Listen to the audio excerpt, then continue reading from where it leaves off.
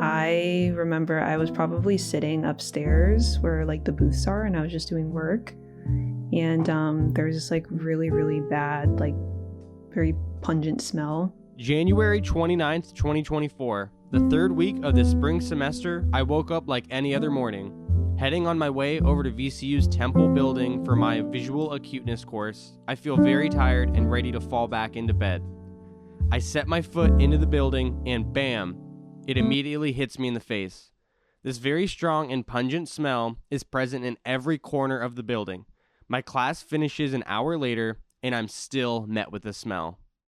To describe the smell is difficult. It just smelled like it was something that humans should not be around. It just smelled like very like almost like gasoline, but like in all the worst ways possible. And I just remember sitting through class that day, and about like halfway through, our professor, I think he told us to leave, if I remember correctly. Like we got dismissed in the middle of class, I think. Following that day, the smell still lingered, and the next morning, VCU mask-on students received an email from Peyton, Rowe stating classes were canceled and the VCU Temple building would be closed until further notice as a result of the tar smell.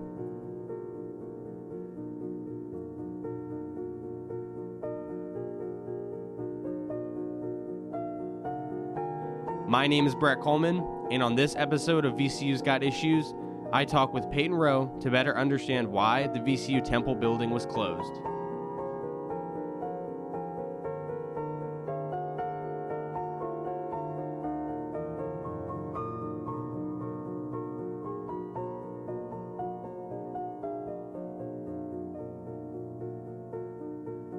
I'm Peyton Rowe. I'm the director of the Robertson School of Media and Culture. I'm also a professor of creative advertising here in the Robertson School. And how long have you been at VCU working here? This is my 19th year working here, most of the time as a professor, and then the last 3 years in an administrative role. When we look back at the temple closures due to the tar from the roofs, what was your experience of the closures and how did that transpire? So we knew they were doing some work on the building beginning in the fall. That was great. It didn't really affect us in the beginning part of the work. And then during the winter break, they started doing some of the tar work that did have an odor.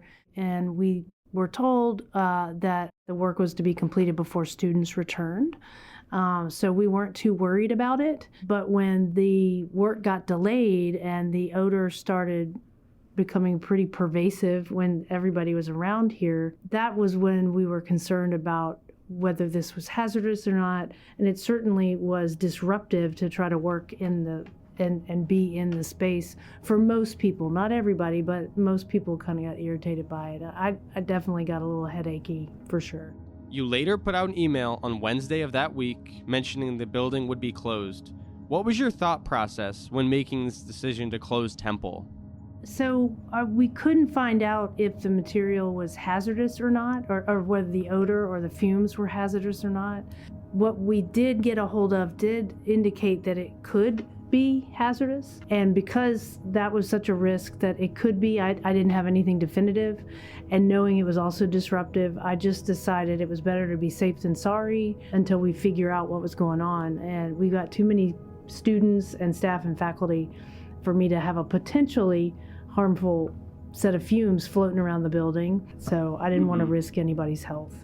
It didn't affect me too drastically, but definitely I was affected by it. My learning process was affected. It's it's very similar to skipping out on a class or a couple of classes. There's still that information, that teaching that I missed out on because of an issue that's outside of something that I can do anything about it.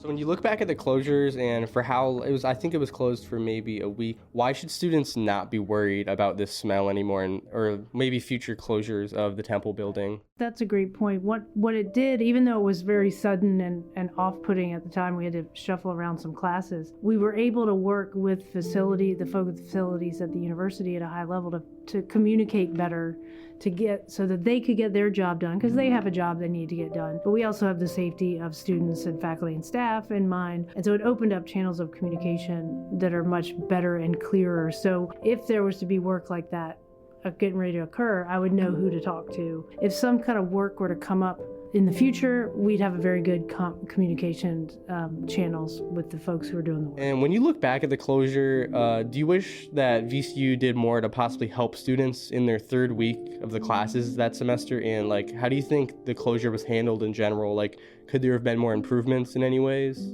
There's no question that VCU and the facilities always has the safety of students, faculty, and staff in mind. And they were super fast to respond to come test the air quality, confirm that it was not hazardous. They did also confirm that it can be irritating to some folks, not everybody. I do believe that they have safety in mind, first and foremost, for sure.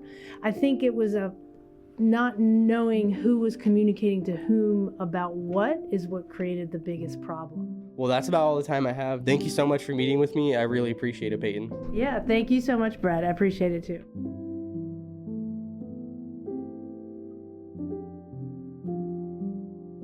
I'm Brett Coleman, and this is VCU's Got Issues. Check out ReVoice Podcast Network for more ReVoice content. We have Common Talk, Bad Attitude, and Podline. We post episodes every Friday at 1 o'clock. Also, go check out more episodes on VCU's Got Issues. Thanks so much.